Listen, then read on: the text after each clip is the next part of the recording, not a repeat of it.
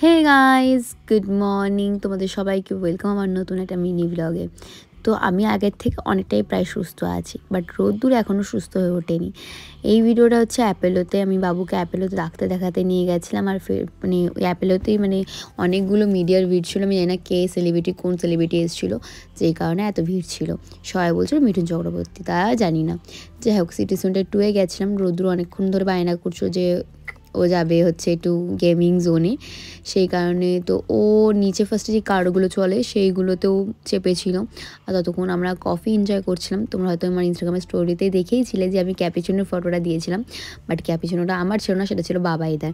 আমি black coffee খেয়েছি without sugar, and Nilu হচ্ছে ব্ল্যাক কফি নিয়েছিল, বাট ওর টেস্টটা ভালো লাগেনি। সুগার দিয়েও ওর টেস্টটা ভালো লাগেনি, বাট শখে পড়ে নিয়েছিল, বলে দেখি খেয়ে কেমন লাগে। বাট ওর ব্ল্যাক কফি একদমই ভালো লাগেনি, বাট বিকজ খুবই কড়া ছিল ব্ল্যাক কফিটা। আর আমার তো হ্যাবিট আছে, আমি তো প্রায় সময় খাই বাড়িতে ব্ল্যাক কফি, তো আমার কোনো প্রবলেম হয়নি, আমার বেশ ভালোই লেগেছে। আমি সিরিয়াসলি বলছি, বাইরে গিয়েও চেষ্টা করি যে কতটা মানে বাইরের জাঙ্ক ফুড কম খাওয়া যায়। বাট কী বলতো, সেদিনকে প্রচুর খেয়েছি। সেদিনকে মানে যখন গেছি, বাড়িতে লাঞ্চ করে যায়নি, তো আমিনিয়াতে আমরা বিরিয়ানি খেয়েছি। বিরিয়ানি খাওয়ার পর এখানে এসে গেমিং জোনে গেম খেলেছি।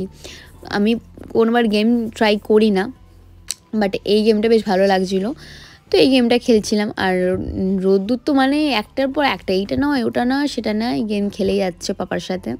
তো যেটা বলছিলাম, দুপুরে তো মানে বিরিয়ানি খেয়েছি, আর বাইরে বেরোলে আমার সবথেকে বেশি বিরিয়ানির ক্রেভিং হয়। মানে অন্য কিছু আর মাথায় ঢোকে না যে অন্য কিছু ট্রাই করবো। তোমরা হয়তো ভাবতে পারো যে সবসময় বাইরে গেলে বিরিয়ানি খায়। হ্যাঁ, আমি সিরিয়াসলি মানে আমার চোখের সামনে অনেকগুলো খাবার রেখে দিল, আমি বিরিয়ানির দিকেই আমার মনটা যাবে। কারণ আমার মনে হয় যদি বাইরে গিয়ে বিরিয়ানি না খাই, তার মানে কেন কি এটা খাইনি, এটা ফিল হয়। আমার মতো কারা কারা আছো বিরিয়ানি লাভার্স, প্লিজ আমায় কমেন্টস করে জানিও।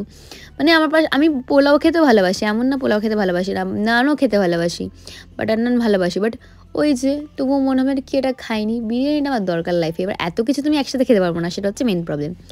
তো বিরিয়ানি খেয়েছি, দেন আবার ওখান থেকে মানে সিটি সেন্টার 2 থেকে যখন বেরিয়েছি, তখন আমি রোদ্দুরের জন্য মোমো নিয়েছিলাম, আর বার্গার, কোল্ড ড্রিঙ্কস, অ্যান্ড হচ্ছে কী বলে ওটাকে, পেস্ট্রি। তো জানতাম রোদ্দুর পুরোটা খেতে পারবে না, কারণ রোদ্দুর মোমোটা খেতে ভালোবাসে, কিন্তু পুরোটা খেতে পারবে না জানি আমি।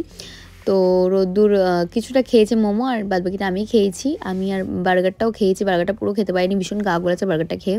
তো বুঝতে পারছো, মোমো খেয়েছি, বার্গার খেয়েছি, আর বিরিয়ানি খেয়েছি, অ্যান্ড পেস্ট্রিটা রোদ্দুরই খেয়েছে। তো এত কিছু খাবার একদিনে খেয়েছি, আর বাড়িতে এসে তো মানে ডাবল ওয়ার্কআউট করতে হয়, বুঝতেই পারছো। এবার অনেকে হয়তো কমেন্টস করবে যে দিদি তুমি অনেক রোগা হয়ে গেছো, এত রোগা ভালো লাগছে না। মানে কেন এই কমেন্টসগুলো করো, আমি তো বুঝে পাই না। যে আমি তোমার থেকে জানতে চেয়েছি আমার কেমন লাগছে না লাগছে, আমি তো নিজেকে দেখতে পাই না, নাকি পাই না।